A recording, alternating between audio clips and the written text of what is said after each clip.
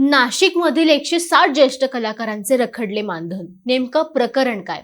एका बाजूला कलाकारांचा सन्मान करण्याच्या घोषणा आणि दुसऱ्या बाजूला हक्काच्या मानधनासाठी सरकारी कार्यालयांचे उंबरठे झिजवणारे ज्येष्ठ कलाकार. आयुष्यभर लोककला, संगीत, नाटक आणि कीर्तन, भारुड विविध सांस्कृतिक क्षेत्रात योगदान देणाऱ्या कलाकारांसमोर आज आर्थिक संकट उभं राहिलं आहे.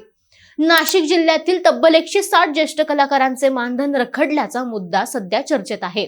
नमस्कार, मी निकिता देशमुख. आपल्या नाशिकच्या या खास रिपोर्टमध्ये आज आपण जाणून घेणार आहोत नाशिकमधील 160 ज्येष्ठ कलाकारांचे मानधन का अडलं आहे.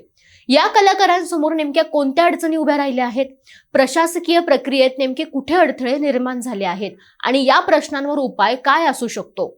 म्हणूनच आपलं नाशिक आपला आवाज घेऊन आलंय या संपूर्ण प्रकरणाचा सविस्तर आढावा. सगळ्यात आधी समजून घेऊया हे मानधन नेमकं काय असतं. राज्य शासनाच्या वतीने ज्येष्ठ आणि वयोवृद्ध कलाकारांना त्यांच्या कला क्षेत्रातील योगदानाचा गौरव म्हणून दरमहा मानधन दिलं जातं. हे मानधन केवळ आर्थिक मदत नसते, तर आयुष्यभर कलेसाठी दिलेल्या योगदानाची एक प्रकारची शासनाकडून मिळणारी पोचपावती असते. विशेष म्हणजे अनेक ज्येष्ठ कलाकारांसाठी हे मानधन त्यांच्या दैनंदिन जगण्याचा महत्त्वाचा आधार आहे. पण आता याच मानधनाचा प्रश्न निर्माण झाला आहे. मिळालेल्या माहितीनुसार नाशिक जिल्ह्यातील सुमारे 160 कलाकार सध्या मानधनापासून वंचित आहेत. आता प्रश्न पडतो, हे 160 कलाकार कोण आहेत? यामध्ये दोन वेगवेगळे गट आहेत. पहिला गट म्हणजे नव्याने मानधनासाठी मंजुरी मिळालेले 100 कलाकार. या कलाकारांना शासनाकडून मंजुरी मिळाली आहे, मात्र प्रत्यक्षात त्यांच्या बँक खात्यात अद्याप मानधन जमा झालेलं नाही. दुसरा गट म्हणजे यापूर्वी नियमित मानधन मिळणारे सुमारे 60 कलाकार. या कलाकारांचे मानधन केवायसी प्रक्रिया अभावी थांबल्याचं सांगितलं जात आहे. म्हणजे नवीन आणि जुने मिळून एकूण 160 कलाकार आज आर्थिक अडचणीचा सामना करत आहे. पण या प्रश्नांची गंभीरता नेमकी किती आहे हे समजून घेणं महत्त्वाचं आहे. कारण या कलाकारांपैकी अनेकांचे वय 70 ते 80 वर्षापेक्षा अधिक आहे.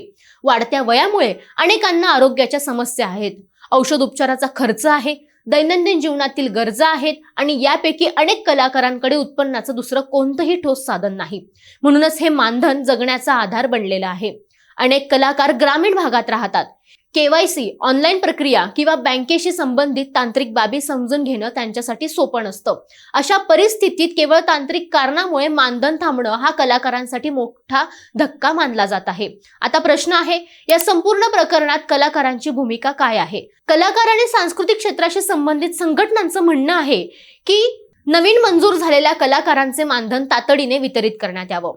तसेच केवायसीमुळे अडथळे निर्माण झाले असतील तर त्यासाठी विशेष मोहीम राबवून कलाकारांना मदत करण्यात यावी. कारण अनेक ज्येष्ठ कलाकारांना प्रक्रिया पूर्ण करण्यासाठी मार्गदर्शनाची गरज आहे. फक्त कागदपत्रांच्या अडचणी दाखवून मानधन थांबवणं योग्य नसल्याचं मतही व्यक्त केलं जात आहे. या संपूर्ण प्रकरणाकडे केवळ आर्थिक मदतीचा दृष्टिकोनातून पाहता येणार नाही, कारण हा प्रश्न कलाकारांच्या सन्मानाशीही जोडलेला आहे.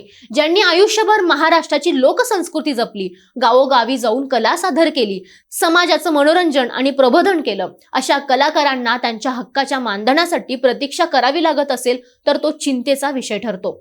आता सर्वांचे लक्ष शासनाच्या भूमिकेकडे लागले आहे.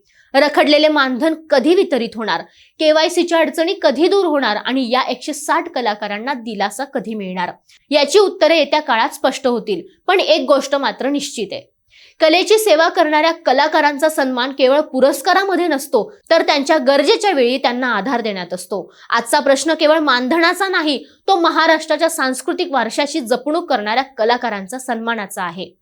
तर मंडळी, नाशिकची प्रत्येक महत्त्वाची बातमी आणि तुमच्या उपयोगाची माहिती तुमच्यापर्यंत पोहोचवणारा आवाज, आपला नाशिक आपला आवाज. बातम्या 24 तास.